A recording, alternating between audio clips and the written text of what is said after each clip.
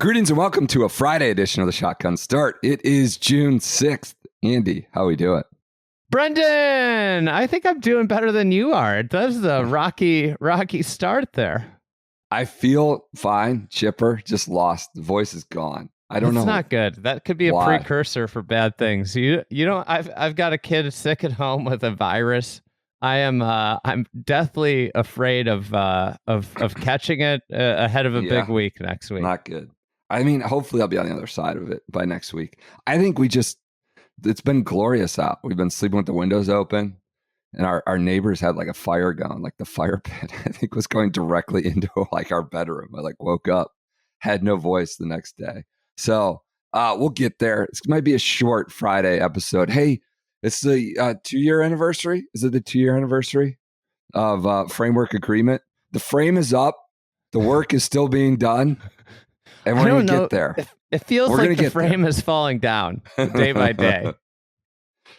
A lot of rumblings and rumors about, that we just had Jose Ballester announce he's going to LIV yesterday. Rumors of guys, international players who might go. Rumors of a certain threats. Big boy. It's troubling for this podcast. Arms, big boy. And rumors of, suspensions, still letters of note going to threatening letters going to people. So it seems like, frame still needs to be filled in. It still needs to be filled in a little bit. Need to drywall, close it up. But we're getting there. 2 years on. Can I ask a question here? Yes. I would say podcast, for the last, brother.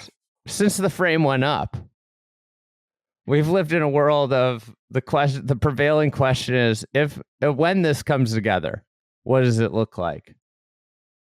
Is it time to start to wonder and talk about how this evolves with them apart? And that should be the prevailing and overriding discussion. Of like, what's the new world? What is the world of golf? Not new at this point, but what is the actual settled world of golf with these two camps? Yeah, like coming to grips that this is just the reality we live in, and not talking about the future, and talking about rather like how this reality coalesces and coexists for the next 5 years. Maybe. Yeah, I think it's a fair conversation to have. I think the answers are much more nebulous. The answers are, what's the European Tour do? Yeah. I think, is there an OWGR resolution? We're seeing majors now carve out exemptions beyond just special invitations. Like the USGA had an official exemption. I think, like, for me, the constant anxiety would be like, do you get a ROM thing happen again? And will the Saudis jump back in and be like, roll around November, December, we're going to throw the bag at a guy and take a guy. And I think, like, who's the guy? I don't know. I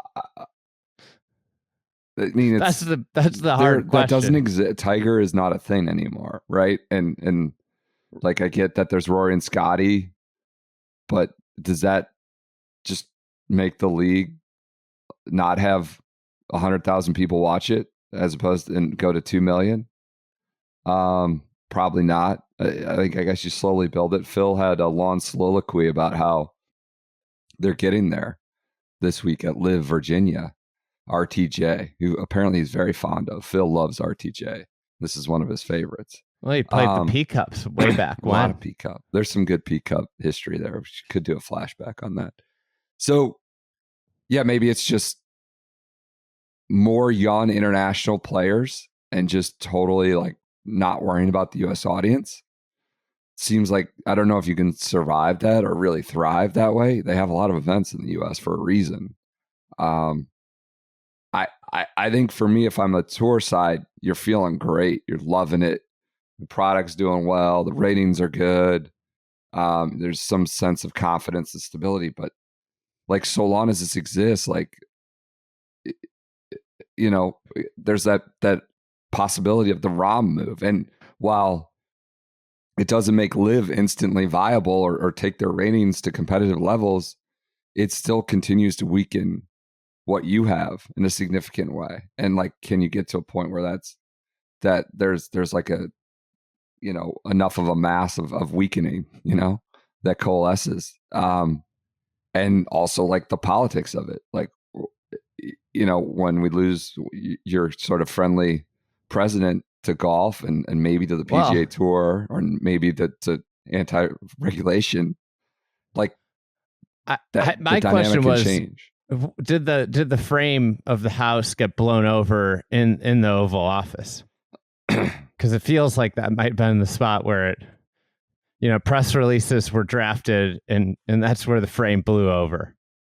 I mean, you're asking a guy in Yasser Al-Rumayyan who flies on a jet that's like 8 times the size of Jay Monahan's, literally, like 5, maybe not literally, to like swallow his pride and admit failure on a very personal pet project of his that it's like, it's not just an investment. He read the spreadsheet. It's like a personal thing.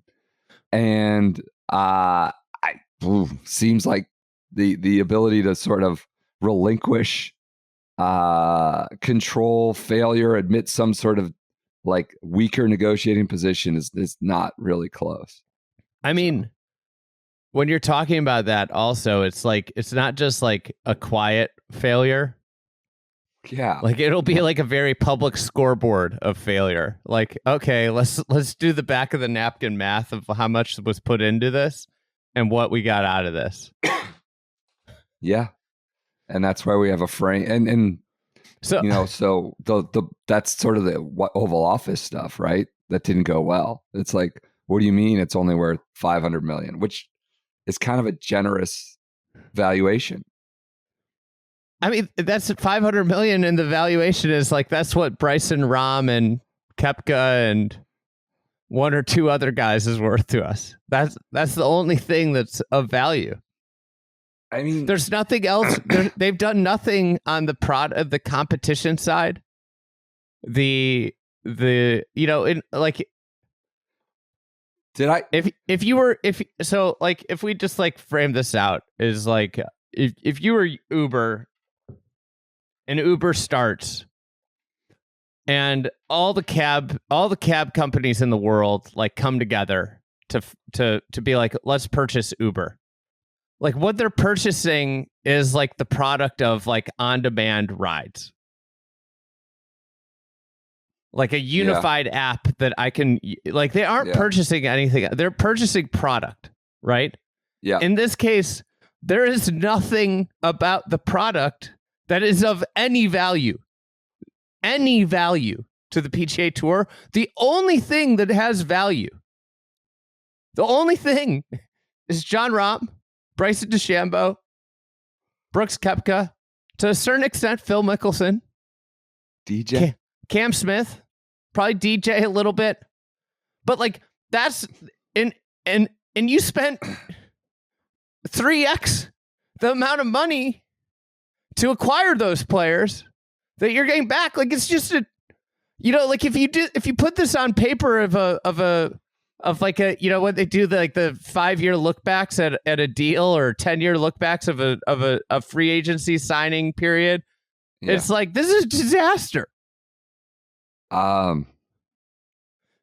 Did I talk about the ad rates that I heard about at the Masters? Did I talk about that on the podcast? I don't think so. Can at this point. Like, so affiliates, the buy rate, like, so you go to like whatever it is, Fox Detroit or Fox, you know, Milwaukee or something, for like a random PGA Tour event. Let's call it the Valspar. It's like $4,000 for a 30-second, like average. It probably goes up, goes down. $4,000. This is real. And then for LIV at the time, this is back in April, like the order sheet for a 30-second spot, like LIV Fox affiliate, was $20. We should be doing some advertising. Well, that was some of the guys, like these bigger companies, like, oh, I'll buy like 1,000 of them. What the hell? Who gives a shit? Well, not 1,000, but you know, I'll buy 50. and you're just going to get hammered over the no flex zone, like, or whatever the ad is. That just the Burger King one that just is always in your head. $20. It's another one that doesn't. You know what I was driving the other day, like just randomly popped into my head. Anthony Kim. It's like, oh, that kind of didn't turn out. That's a bummer. Well, it just flashed through my head. I was like, did you see his big tweet about killing a deer? I take efforts to not see his big tweets. He killed a deer. He was tweeting like back and forth, agreeing with Phil about something, and he was like, also killed a deer yesterday, and posted a picture of his car like dented and the deer on the side of this road. And it was like, this is the most unhinged thing I've ever seen, even from AK, who has some very bad tweets. So, I mean, this shit is hard. It's really hard. I think they have a lot of really serious, good people, more serious, better people in place now. They have obviously spent a lot of money. It's just like if you were going to start an NFL competitor tomorrow or a Major League Baseball competitor, and golf was super vulnerable for this kind of thing with the way it's structured. There's still just giant institutional advantages of just being on CBS and being it could be a garbage event in the middle of July, but there's just an advantage to having the history and familiarity of 3 to 6. And it could be Lee Hodges winning the 3M Open. And like, it doesn't make sense, but it's just hard. It's hard. The advantage of there's a channel called Golf Channel. Yeah. That's the thing. And it's not because the podcasters were too mean or, the tweets were too mean. Like, that's not like it is what it is because the product stunk. If they had delivered, because like I remember like watching the early tournaments with interest in like what are they going to do with the golf product. And I think the telecast, like, to be fair, the first telecasts were like, whoa, it was like a lot of shots. Like the announcing crew's been ridiculous from day one, but the pace of the broadcast was something that I think but the actual golf had to be something really compelling. And because they never took it seriously, this has never been a real competition. The players have never been, because they paid them all this upfront money and got I think you replay this. So you can replay this scenario so many times. The biggest mistake that they made was trying to come in with like a big splash. Everybody said no. All the big players said no out of the gates. And there's the famous congressional document. I've been reading Joel Beal's book, and it's been like a fun look back. That's a great book, by the way. He's such a good writer. Quick, but I've been thinking back to this. It's like, when they had the go sign all the Bs, or what did they say? Go sign all the B players, or Bs and Cs. If you replayed this and they had done all young, hungry players save their money and really figured out the product in year one, like what is our golf product, and been loose, been a little bit more quiet out of the gates, and gone young players that were hungry to play well and put on real serious golf tournaments. If the draft had been a real thing and not staged, if you had done this instead of sign up washed old players, including one of my favorites, Lee Westwood, who are just looking for one last payday, who weren't going to take the golf seriously because they just got paid. Like, if you just held on to your money, figured out a really compelling product that the PGA Tour could not match, and I'm not saying I have the answer of what that is, with while keeping your costs and saving those billions, because we have a better product than the tour, I think you could have played this out in a different way that you would have won. But I did not know we were going to be talking about this. Neither did I. For that's 15 minutes. Well, we said framework agreement 2 years on. I think an interesting thing is it's tricky. You're talking about what should the future look like? I think should they go partner with the Indian Open and the Australian Open and all these things and like gobble it up and somehow with maybe a DP World Tour? That sounds interesting. But at the end of the day, your entire thing is these teams and 54 holes and the fireballs and the cliques and like, how do you append that to the Australian Open or the Indian Open or whatever it is? You'd have to figure that out.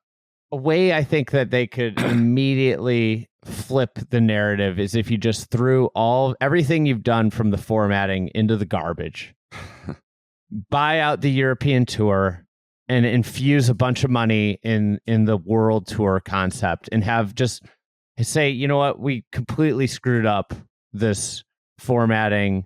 Let's go here. Let's take like something that used to be great and reinvigorate it, and that would become all of a sudden a very big rival to the PGA Tour.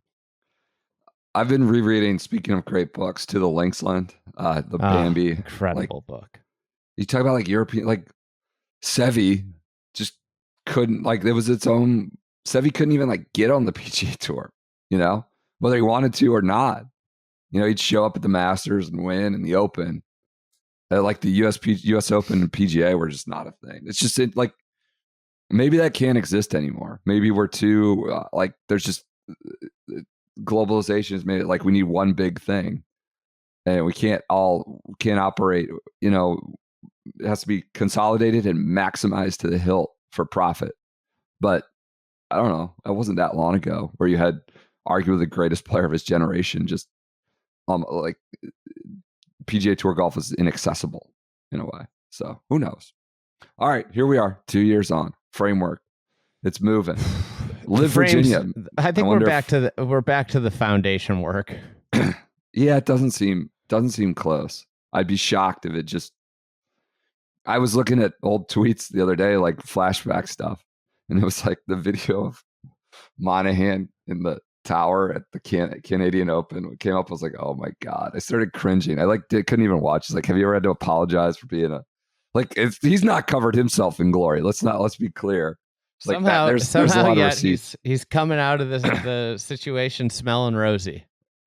Yeah, and rolled around in the mud with the Saudi Arabians for 2 years, and somehow has come out clean. We'll see. If you are rolling around in the mud, you need to get clean. You go to oarsandalps.com/shotgun start. Buy some of that body wash. You come out smelling fresh as a daisy, rosy, no chemicals, not infused with chemicals, I hope.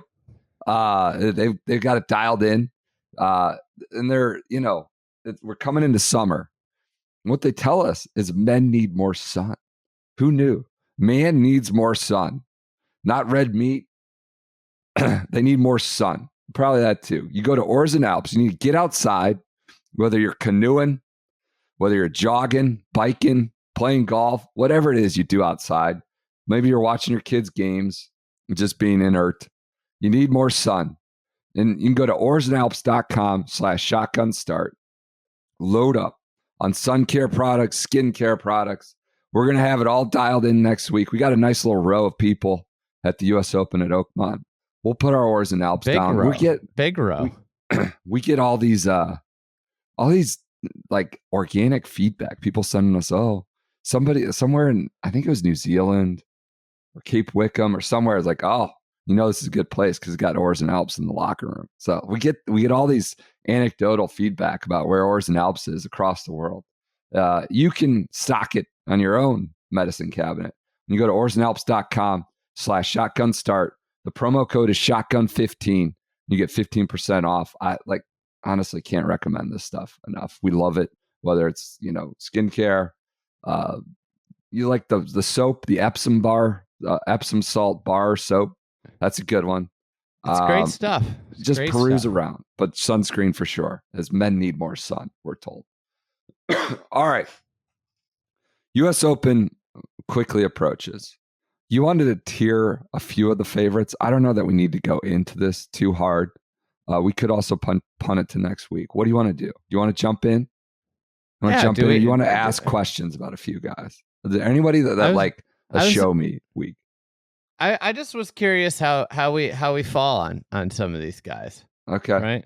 Okay. Are we? All right. So tier 1, are we just throwing Scotty, Rory, and Bryson into tier 1? We all agree there.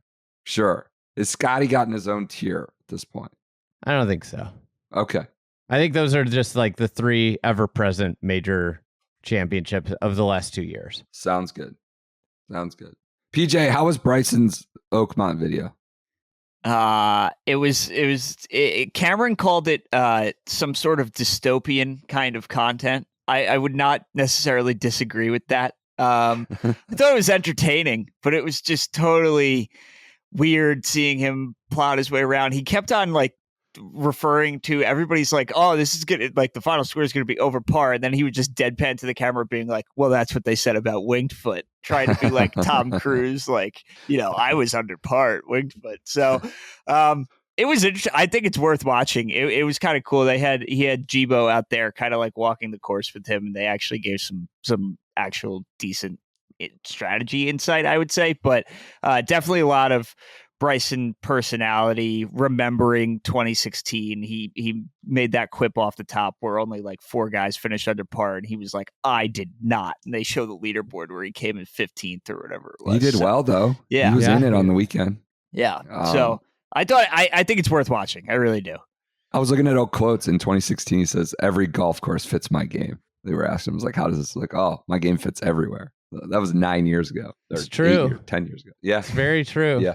Well, he did make a point to say at the beginning of the video that he thinks he will be a lot different. Obviously it's been 10 years, but with his power now, he made a point to say, with my power now, I feel like I can play this a lot differently than maybe I used to be able to. So, Andy, do you make a distinction, not to get us off the rails, do you make a distinction with winged foot there? I think there would, like, there's much more ability to. There's the topography is the big. Yeah. Uh-huh.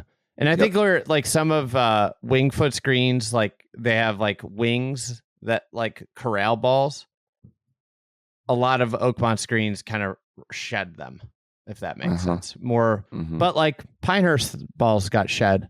Like if with really thick rough, he's in a great place. He's the best. Him and Rory are without a doubt probably like at the top of the best players out of rough.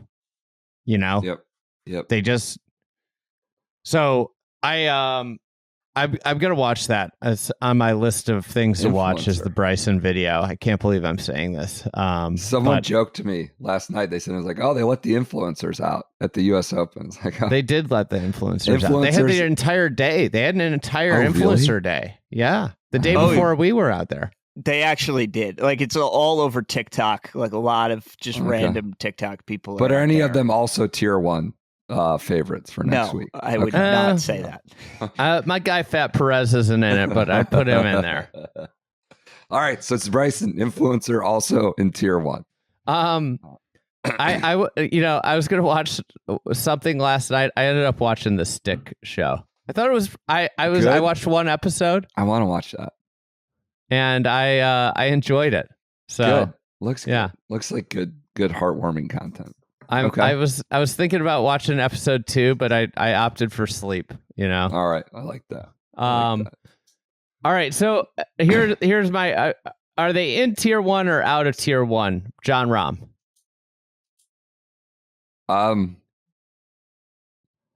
think he should be in. I think it's disrespectful to keep him out. He just finished whatever he finished, not runner up because he blew up on the last 3 holes. He was the only other guy that was going to win the PGA. Yeah. And there was a moment where you thought he was going to win the PGA. I think he should be in tier 1. With those Hasn't guys. finished outside the top 10 in a LIV event. I don't know if you've heard that. And the PGA. So he's got a streak going himself here now. Only PJ, non-top 10 finish head. of the year is the Masters. I would have him and Xander in their own tier 2. Would you put Morikawa there? No, not for I think Oakmont. he's below Rahm and Xander. Where would you put Ludvig? This is a guy I had up for today as a potential segment. he's below. Like he's not in the same tier as Xander and Rahm. No. He might be like tier 4 with the Ben Griffins and the Sepp Strakas and the guys who are having good years. Ben Griffin and Ludvig in the same. Right now, Andy, he's not doing great so far at Canada. That's it's very early as we speak. Have you looked? I know he got sick. There's injury. It's not like prime Ludvig here. Well, would you rather have Ludvig than like a Lowry or like a Hovland in that or below that? I put him with them. Put him with them. Fine. I think he's off of his sheer talent and past, sure. But like put him with the guys who are having good years. He is 139th in putting, 117th around the green, and most concerningly, 119th approach this year. That's not like today. He's 15th off the tee. So it's just not been a top tier player. And he's been hurt or he was sick. I know he's recovering from that. But we've talked so much about, the American roster, like when are these guys going to show up? These studs and stars. Like Ludvig's on the team, like of course. But like, I don't know. He and Hovland kind of need to do some stuff here now that it's June. Is that fair? Am I being too harsh? I've been pump the brakes on Ludvig since the beginning. Well, it's like all you do is like you go to the range and the swing's amazing and everything. Like, oh my God, he's so cool and he's attractive and he's all these things. I love him, but like he's having a pretty uninspiring, underwhelming year. He won. Won at Torrey Pines. Torrey, you did. He's got 2 wins, and one's at RSM, one's a good win. Obviously the Masters. If you take away his Masters results, which like it's a small sample size, it's been pretty uninspiring in majors. Yeah. So I do think like, listen, I think this is a golf course that should fit his game pretty well. Sure. Sure. I'd probably put him in tier 3. Okay. Where do we fall on JT? Probably in that tier. I mean, would can he hit a driver? What's more surprising next week? JT wins or he has a round in the 80s? What would be more surprising? JT wins. Yeah, I mean, I think like last week at Memorial, he was pushing 80. I don't know if he broke 80. What happened there? But it's weird. Like he's having a great year. But there's just it's a great year rounds. With a caveat when the course fits his game is kind of like I think one of the things. So JT's put him with Åberg. Put him with Ludvig. Let's just Lowry, is he in that tier 3? For me, yeah, having a strong. I think I feel better about him than I do JT and Ludvig right now. It's funny when you scan the OWGR how you like just like what I find interesting is this is hard for me to say, but I get to like Russ Henley, Sepp Straka, Hideki, even Mav McNeely, and I just like I'm not even looking at them for a while. I just immediately start to look at like people I trust more, down to the point of like, is Justin, where do you fall on Justin Rose? I'm thinking about Justin Rose before almost everybody else on this list. Totally. Professional major championship golfer. Did you see the bit about how he has a traveling like wellness home? No. It's kind of insane. Like the guy is all in on like being a top player, obviously, but like going the extra mile. I think golf.com might have done it, Claire. And it was parked across the street. It's his own motorhome he bought for however many hundreds. And it's like fitted with like some sleep sort chambers, of UV machine and a cold bath and like all this crazy cryo. And like, it's just his own thing. And like all these, could be, some of it could be mumbo jumbo, health benefit for the minute fad, but it's just like a trailer of all wellness stuff. Kind of crazy. I mean, he can afford it, but he's going. Is he in tier 3? Yeah. Probably. Who am I missing in tier 3? Is Fleetwood in tier 3, or he go down to tier 4 or 5? 4. Top Hovland. 10, tier 1. I put Hovland with Fleetwood right now, tier 4. I think Hovland and Ludvig are probably the same in my mind right now. I feel like those two belong in the same tier. PJ, feel free to jump in with my voice where it is. Hatton? I mean, when's he gonna lose his mind next week? That's a good. What's the over under? By hole 8, round 1. Hatton was a name that we didn't mention in the LIV. I just want to be fair to our LIV listeners. He'd be a name that I think the tour would have casual interest in. Sure. Certainly on the DP side too. I mean, so that gets us to tier 3, right? Because like Cantlay, Griffin, McNeely. Is Hideki in tier 3? Is Sepp in tier 3? Yeah. Sepp is? Even though he's not done anything in a major outside of that one Open? I guess I'm losing track of who all is in tier 3 right now. So right now we've got Scotty, Rory, Rahm, and Bryson in tier 1. Tier 2 is Morikawa, tier 2 is Xander, and who else was in there? I think you had Rahm. PJ had Rahm. PJ had Rahm. I would put Rahm. So 1, 2 there. Okay. That's this tiny second tier, and then the tier 3 would be JT, Ludvig, Hovland, Lowry, potentially Hovland on the fringe. It's kind of it's just an exercise when you start to tier these players out. Like what bucket are we throwing them in? Because then obviously every bucket gets bigger as you get far, and it's And and my question would be like, are we at when we get to tier 4? Are these like? Do we feel like this could actually happen at Oakmont? I think one name, Cantley's playing better. I think you need to put him. What about Spieth? I mean, come on. He's playing well, but that Sunday round was terrifying with the rooting interest. He's a guy who can make the cut and finish T17. Yeah. I mean, like, then you're just the tier 4 is like you just throw everybody else in there. So Russell Henley, Hideki, is there anyone that's like alarming Mav, to you? Like, holy crap, I can't believe this guy fell or is in tier 4 right now. That like jumps out to you. It's like this just isn't maybe what I like. expect. I feel like Hideki is just my comp for Kevin Clark's This Is Football with the football comp was Stafford. Like when it's good, when everything's right, it's like as good as it gets, but we just never know. I guess like Hideki would be one name where it's like, okay, like if he's feeling good, he could win the golf tournament, and I wouldn't be utterly shocked.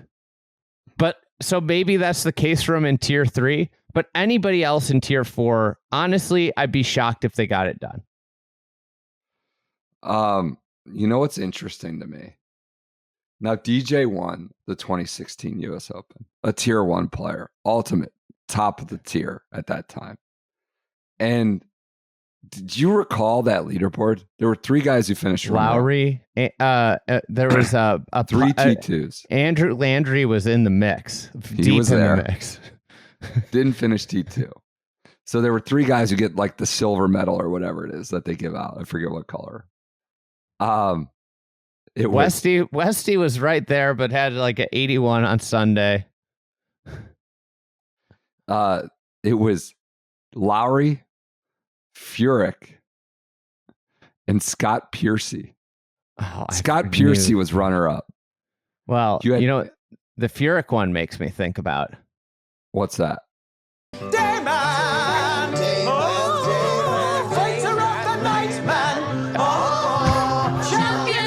It immediately makes me think of a player of that ilk. Day, Sergio, Rose, Adam Scott, Justin Rose. I mean, it's like you look at that leaderboard. You had Andrew Landry involved. Gregory Bordy, the Frenchman, was involved. God, I love the Bordy run. Piercy finished runner-up. Daniel Summerhays. Obviously, you had Westy and Lowry and those guys, Furyk. Andy Sullivan, the Bumblebee, was in the top 10 at the 36-hole mark. Now, like, you can quickly eject yourself. It's the U.S. Open. But, you know, we do these tiers. And I think golf is in a pretty different place in terms of, like, there are real guardrails up. Maybe it's the modern game, the way it's evolved, of, like, the tippy top of the world and repeat major winners. But, you know, so do the tier exercise and just know there's a Gregory Bordy coming for you. Here's how it plays out theoretically. One of tier 1 player wins. Then we go Aaron Rai, T2. That's a good Aaron Rai, T2, Steven Yeager, T2, and the Bridgman, T2. There you go. I love that. Good Bridgman. And we're gonna be here, you know, whenever the next Oakmont is, 2034 or something. Be like, you remember the Bridgman finished T6? Name we haven't mentioned. Don't want to get again. This is Joaquin Niemann, a tier 3 player. PJ, I'll let you answer. You can get the tweets. No. I would say no. I like Joaquin Niemann a lot. I don't think it's gonna happen. Disclaimer. Oh, I love Joaquin Niemann. No, I'm not saying I love Joaquin Niemann. I've lost a lot of money over the years on Joaquin Niemann. I've been invested, but I don't think Oakmont is the right place for it. I do think like there is something to the this is a week that's going to require incredible patience. Yeah. And an incredible amount of mental energy of letting go when something bad happens to you and moving on, which is one of the hardest things to do in golf. And I think like anybody that's ever played it competitively, even down to club championship, like, you know, the ability, what golf does so well is it just preys on you in a moment of weakness, everything snowballs against you. And that's the difference between like having that 3-hole, 4-hole tournament wrecking stretch, particularly at Oakmont, where you can hit some really good shots and be in some really bad places. I had a couple golfers that were messaging me about me saying 4 under, and you know their general belief is that it will be over par, assuming there's no big rains. And my message back in general was, you guys always underestimate how good you are. It's kind of like what Bryson said about like the over par thing. And it's like they do, but you know, I think they also generally, like, the entire discourse for the first, until the balls are in the air, is about the golf course, right? And how hard it is. And like you lean towards hard, right? That's just like becomes the narrative. And it doesn't even, not even with Oakmont half the time. It's like, oh my God, this rough. Johnny Vegas, look at this rough. And so like this sort of, I don't want to say negatively, but not like great optimism leans in. The narrative is generally not like we're going to eat it up. And that's just because we talk about the golf course for the first 5 days going in. I think the one thing you could look at with Oakmont is there is potential for a player that might have a different skill set that gets hot enough, gets like outperforms their typical off the tee or approach play number, but then has the requisite, because it's so hard, does it amplify short game and the ability to make putts? And you know who I was just scanning around the OWGR who I just went to. Who's that? Playoff P. Patrick Reed. If you didn't say it, I was going to say I would like to submit Patrick Reed for consideration. I've heard that he has been spending a lot of time getting through prepping for Oakmont. Played well at the Masters, and like we've seen him win at golf. We saw him win at Bethpage, but like my point is, like, if he has a good week off the tee, Yeah. so you outperform expectation off the tee, does it then become where his skills are on and around the green we say, well, that makes a ton of sense. Like, this guy gets up and down out of a trash can, 10 times a tournament. And he just saved a bunch of pars and drove the ball well enough to win. Yeah. I also think Trenta, no inclusions, strawberry Trenta, whatever that is. Strawberry Trenta, no extra water, no inclusions. What you're saying about, like, if it really is going to be a grind and it's like a mental thing and it requires a lot of patience, I think I would take P against a lot of guys and just like a slow grind it out. Forged in the fires. Yeah. Are we bumping him to 3? Yeah. But Tier 3? Playoff P? I'm really in on P next week. What about Chef Wu? Chef Min Wu? Is he tier 10? It's like, show me. Yeah. Needs to break into the tiering system. What about Siwoo? Siwoo can just fly high for 5 seconds. On the scores, I mean, in Corey 16, Connors. Corey Connors. Contender. Corey Connors might be tier 3. Yeah. It's another guy who will just plot her out and grind. But he's like not a Shane win. Lowry type, I mean, I think, it poured in 2016. We're going to talk about this next week at length, I guess. And there were a lot of, like, not a lot, but there were 60. Lowry shot 65. There's a lot of 66s on the weekend. Not a lot, but multiple 66s on the weekend after it had started. The rain from Thursday had sort of dissipated. So, I mean, guys are longer now. I think they're going to have it much more penal and unafraid. You'll recall that was the year after Chambers Bay, right? So they were probably, let's get it clean. Let's not have a massacre. And, I think they're in a place where they can throw a few punches, the USGA, relative to recent years. So we'll see. We're going to talk about it a lot next week. Tiers, course, setup. We'll be a local remedy brewing company. We put out the official times. Those are flexible. Let's just be honest with you right now. General times. We're going to be down there Wednesday. General times. Thursday, Friday, Saturday. It's right down the street from Oakmont. We got merch there. We have our own ale, moving day ale. So it's going to be good. They've accommodated us with the primo location. And we're going to be there podcasting. I wouldn't say PJ's feeling unstressed, stress-free about the situation with the audio and the video, but we're getting there. I'm worried about it too. Headset mics. You are worried about it? Well, playoff PJ and I, he's playoff PJ too. Okay. So he's a playoff PJ junior, Yep. We had a long discussion about our plan of attack. I feel like we're in a better place than where we were 24 hours ago. What do you think? I'm excited for the headset mics. BP's going to get to live out his Freddie Kitchens dreams. It's going to be great. Just calling plays in. I love that.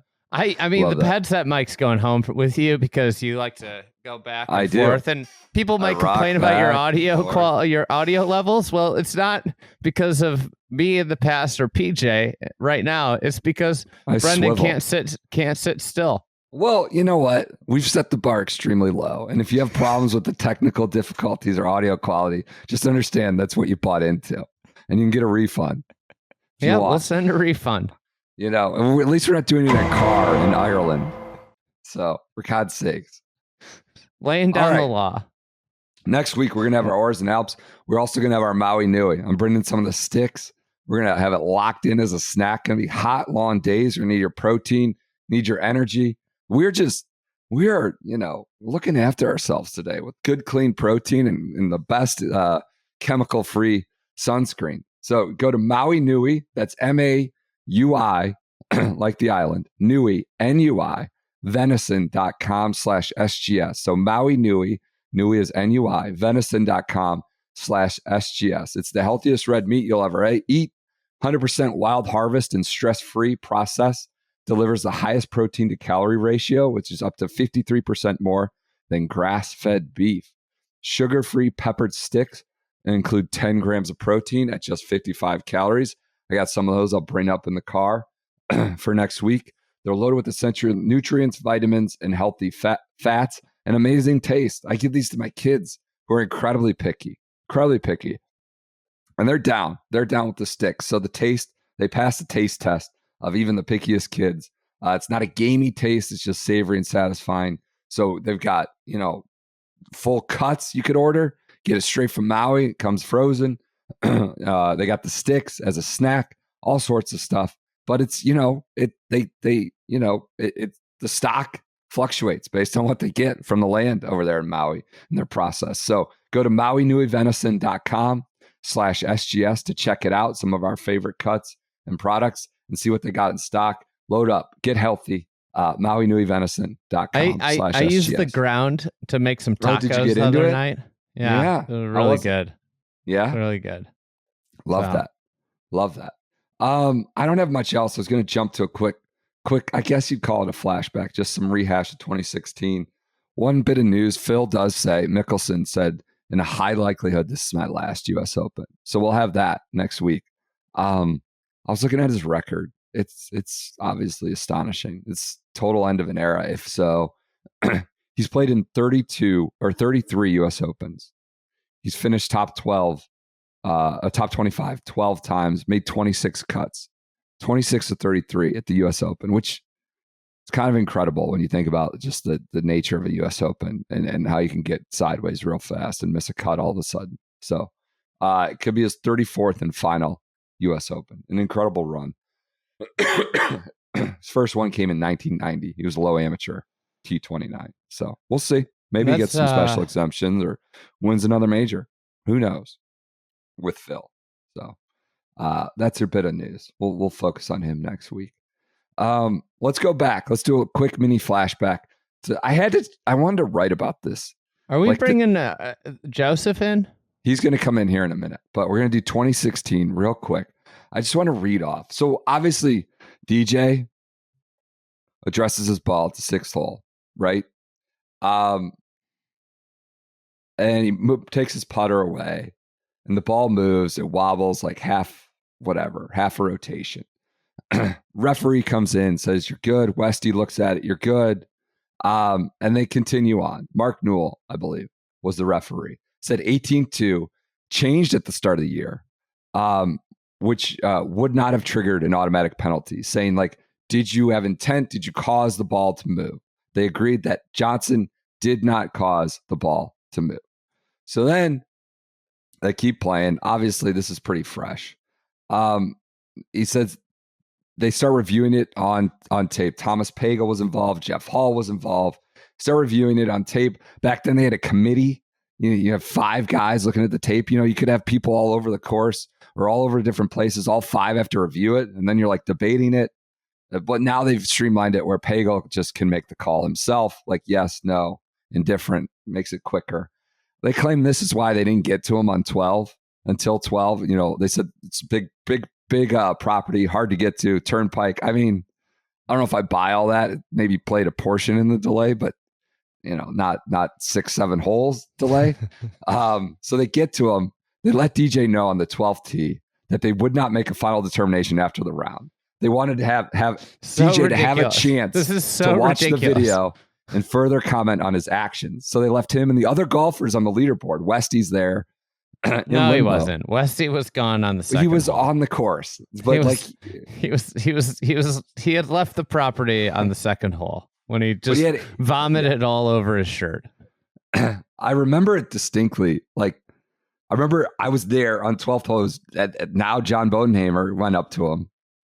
And like they were not having a good time. I remember he didn't look friendly. I remember one of them blew off Curtis Strange, the rights holder then at the time, Fox, and he's a walking reporter. Curtis Strange is like, yo, man, we're paying like $1 billion for this. I'm walking with the group. Can I figure out what happened? What's the intel? And they're like, I'm not talking like it's not a good situation. They just come on the heels of Chambers Bay.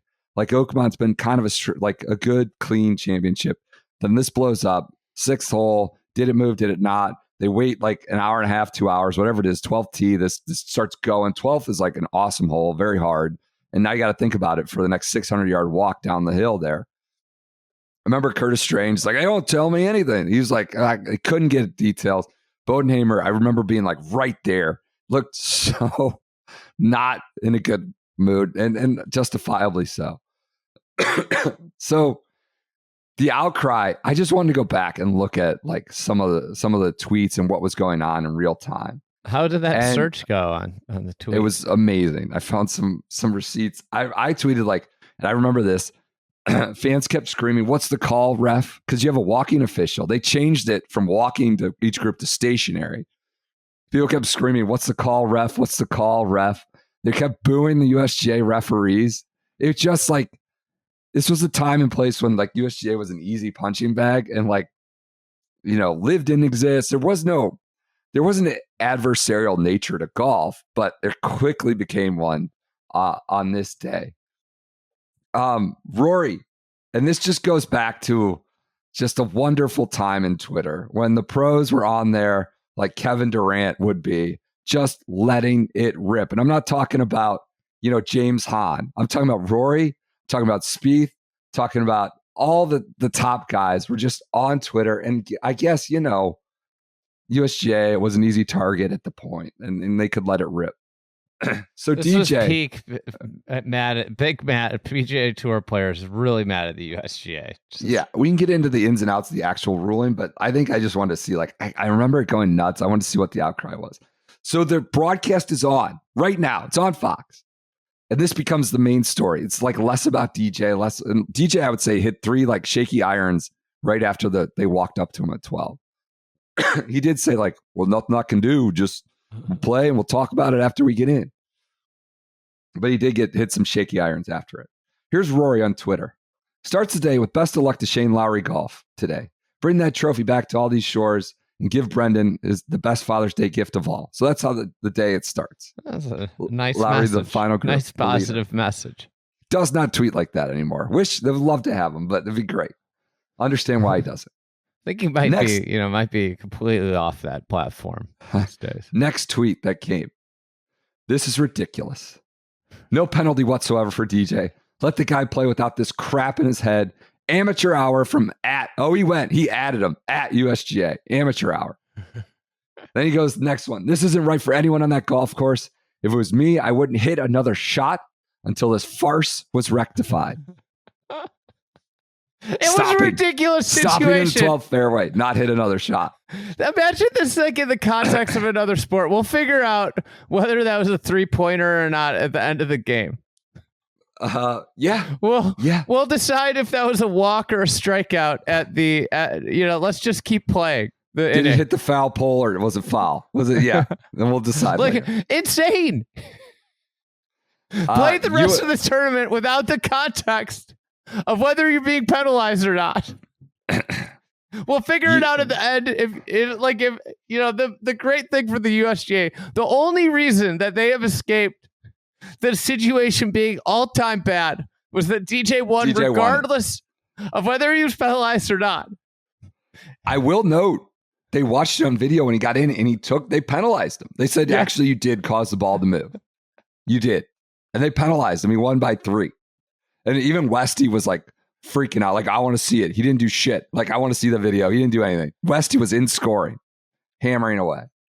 So that's because he's an honorable proper man. Sportsman. Yeah, proper sportsman. So then Rory tweets over the top of Ewan Murray, journalist, says, "Bear in mind, Rory tweeted support for Shane." Like, this is a massive story. Rory's on Twitter. I remember being out on the course, and it's like the championship became secondary to the fans shouting, "What is going on Twitter?" Everybody was shouting. And then all the fans, this was smartphone era. We're like trying to figure out, this wasn't the Masters. Everybody had phones, and they're like, what became happening in front of them became secondary to like what was going on their phone. Rory Ewan tweets, "Bear in mind, Rory tweeted support for Shane before play started. His level of disgust at the DJ treatment is telling." Rory tweets, "It's obviously affecting Shane too." So they went and told the other guys like, "Hey, this thing may or may not be happening." And I think Shane was like, "Oh, well, what the hell am I supposed to do with this?" Alan Shipnuck tweets, "Mike Davis, people are going to be upset however we rule. Bottom line, we have to follow the rules no matter what." Rory tweets over that, "Did he mention common sense?" So Boom, right at Mike Davis. He's adding the USGA. Then DJ wins and he tweets, take that at USGA. Take that. So just hammering the USGA. Spieth, brother in arms, tweets, let me get this straight. DJ doesn't Defending address champion. Defending champion. Your banner player at this 2016. Let me get this straight. DJ doesn't address it. It's ruled that he didn't cause it to move. And now you tell him he may have? Now? This is a joke. Spieth, please come back to us and tweet like this. Please come back to us. Both of you boys, Spieth and Rory, come back to us. There was like more. He's like, this is a joke. Proud. DJ took the high road to take that penalty. This ordeal cannot be overlooked because of multiple shot victory. So Spieth wants like a congressional inquiry. Result be damned. Like, we're still going into this. I love that. That's kind of like, now you think back, like that's where Spieth goes. You know, like when he's frustrated, he's like, this has to be looked at. Yeah. Yep. Great one. Like, so Rory and Spieth are going nuts. And, always the guy at the green to share, congratulate his friends and brother in arms. Rickie jumps in, goes at Jordan Spieth, at Rory McIlroy. I'm with you, boys! Exclamation point. Of course. So not necessarily going out there first, on the limb, and so I'm with you, boys. The fact that the USGA thinks DJ caused the ball to move is completely ridiculous, laughable! Exclamation point. I need these guys to all start tweeting like this again. So Lee Westwood demanded to see the video of the incident in the scorer's tent before they signed their cards. He was the one that really got the iPads going. True sportsman. Porter account said Oakmont and DJ totally deflated on the grounds right now, by the way. Everyone is buried in their phones, fans whispering, pretty eerie. I remember that being out there. Scott Van Pelt tweeted about it. At the time, I guess ESPN had lost the rights, so they weren't necessarily a rights holder at the time. He said, wife or girlfriend tells you, quote, we have to talk. And you say, no, it's okay. We can wait until after dinner. How many more bites are you eating? Way to go, USGA. And then Chip Nuck tweeted over the top of him, this is a borderline farce. Get an iPad, look at it with Dustin on the 12th tee and make a decision. Now chaos completely reigns. And, it kind of did. Thank God, like we said, it ended the way it did with a clear 3-shot victory. But it was just like all these posts of like most insane tweets or most Ernie Els, USGA treatment of D. Johnson PGA, absolutely shocking. No way he made the ball move. Brad Klein, pretty, even keeled, a golf course architect, journalist, USGA, chronicles the course of the USGA, tweeted, this is going to be a scandal that stains the USGA for years. Absolutely absurd. So it's just, this was the framing and became the afternoon of discourse. You had Skip Bayless was tweeting about it, because they were the rights holder. It was just a chaotic setting. One of the other last bits was Jeff Hall and Thomas Pagel go to the Golf Channel live from set. And it was like, I felt bad for them. It was like sacrificial lamb. And Brandel just takes out the bow and arrow and just starts slinging from close range. And they just have to sit there like scarecrows, taking it. And it was tough. He goes, I've played golf for 40 years. I've ever seen anybody make a practice stroke that caused the ball to move. He was agitated, like Brandel's hopping around in his chair at these guys. He said, have y'all ever seen anybody make a practice stroke and a ball move? Ever heard of it? He's shouting at him. He says, all that took 7 holes. He said after hearing Hall say he had to be called off the course to watch it, Chambly shot black, and that took 7 holes. And let me just get this straight, y'all. Looking up upon the evidence, you all thought that would have likely caused it to move? Pagel said, more likely than not. He says, I'm sorry. What about that? What he did you think caused the ball to move? And why did you come to that conclusion? So I felt like the guys are live on the witness stand, and like big ups to them for going to it. But that became a big viral moment. So he said, I'm sorry. It's just, I've never seen this, because Romain Wattel, the Frenchman, I believe, had a similar instance on, I think, the first green earlier in the day. And they said it was not a penalty, that he didn't cause the ball to move. Again, there's this like when Dean Beeman says you're trying to protect par with 14 green speeds, and that's not the best way to protect par. His ball was just one of moving many, and when you play with fire, you're going to get burned. So modern green speeds, trying to protect par, creates this issue. And Mike Davis said it's a godforsaken rule. Within 6 months, they had changed the rule a little bit and fast tracked it. Davis said it's the rule is the rule. We applied it correctly. It's just a godforsaken rule. Don't take it out on us. So that was a little bit of the 2016 controversy. I just had to go relive some of the tweets and firestorm around it. So little flashback Friday going into Oakmont US Open. Do we want to bring in Joseph to talk quickly about the 1994 issue? Should we go to that? Let's go to that real quick. All right, we have brought in the prosecution, Joseph LaMagna, who's been studying up on Oakmont himself for his own flashback. Quick little thing on 1994. Who was the winner? I don't know if Oakmont? I can be a part of this. This is absolute character defamation.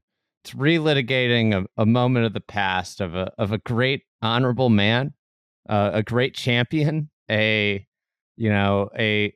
true credit to the game, the great undisputed second best player of the Tiger Woods generation.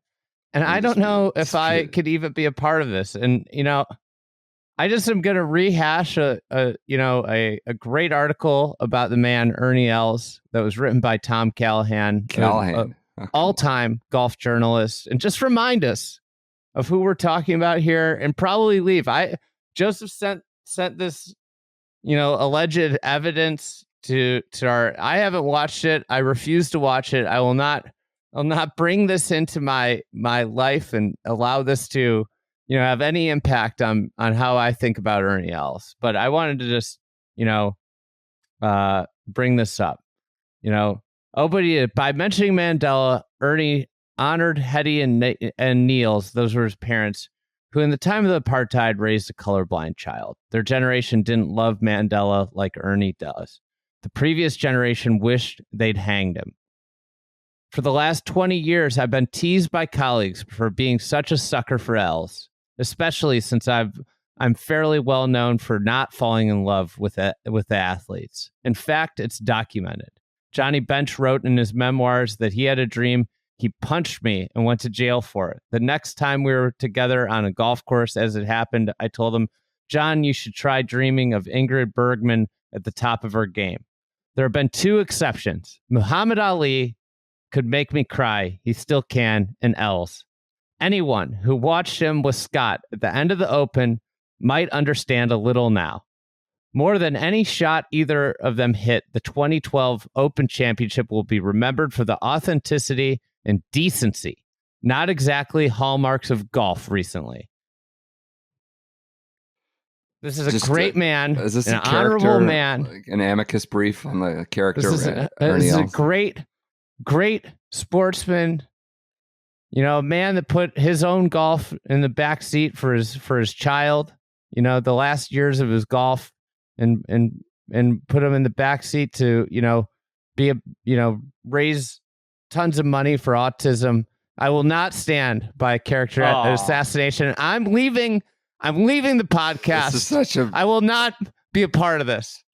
I think he's arguably one of the best three-time major champions of all time. What did you find, Joseph? He's bailing. He's literally bailing. He's just doesn't want to be a part of this. He's scared. The prosecution, I mean, this is basically foregoing, your right to an attorney, I suppose. But what does the prosecution have when you're rewatching a 1994 US Open?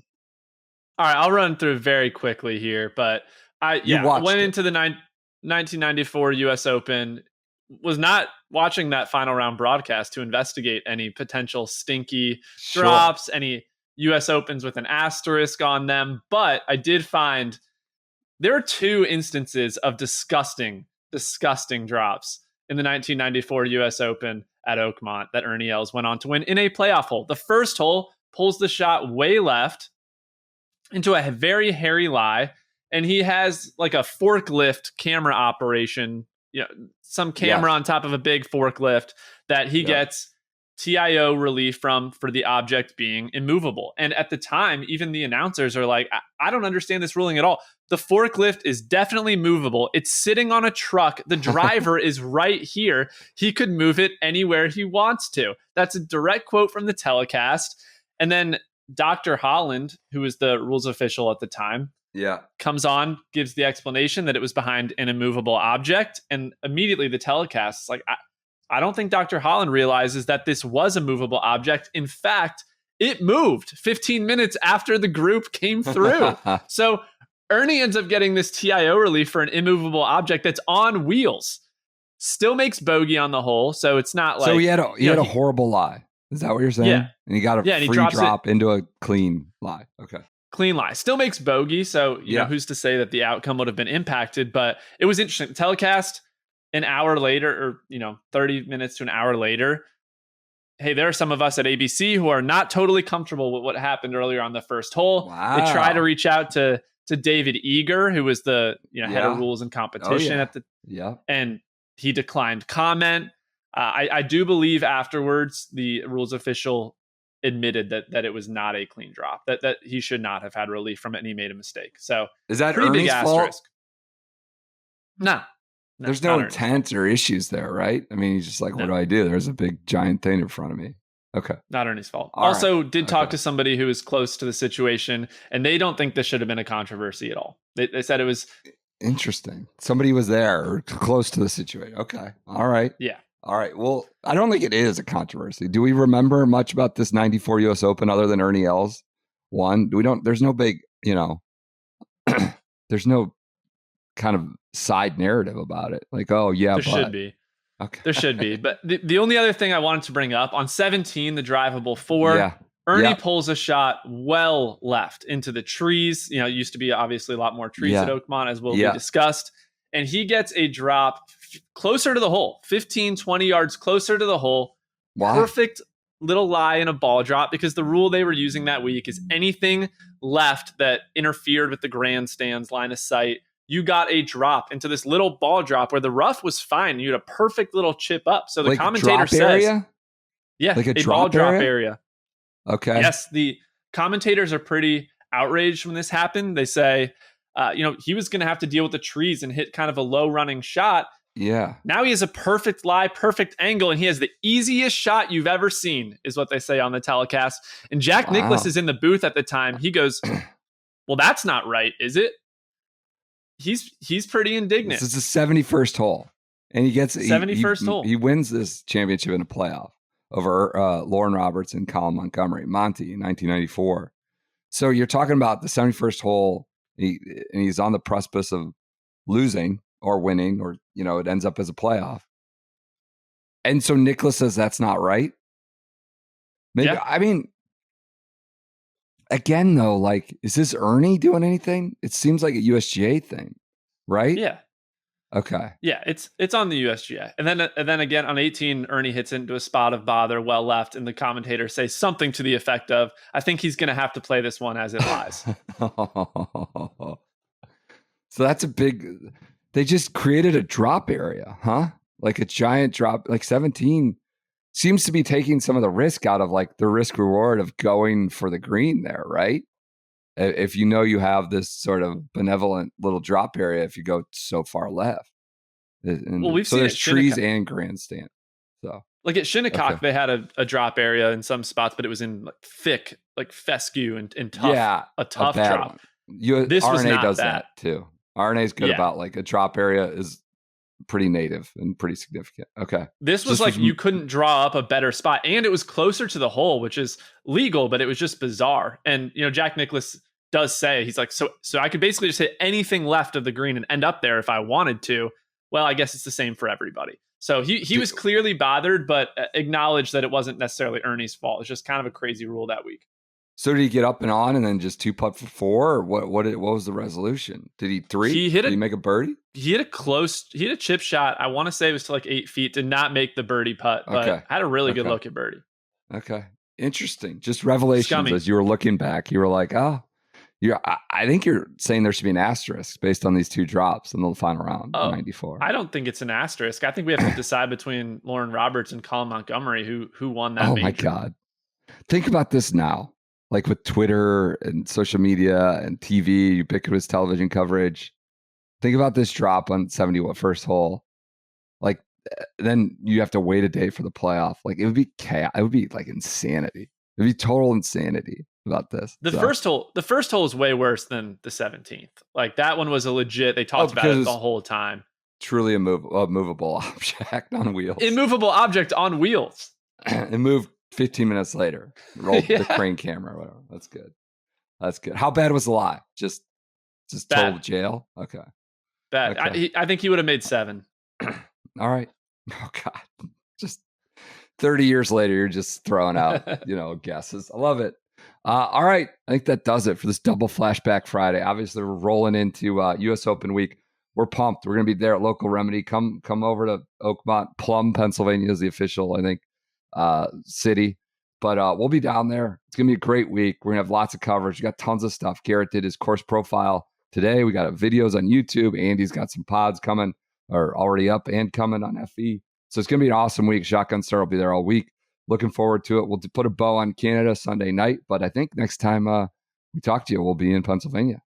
Talk to you then.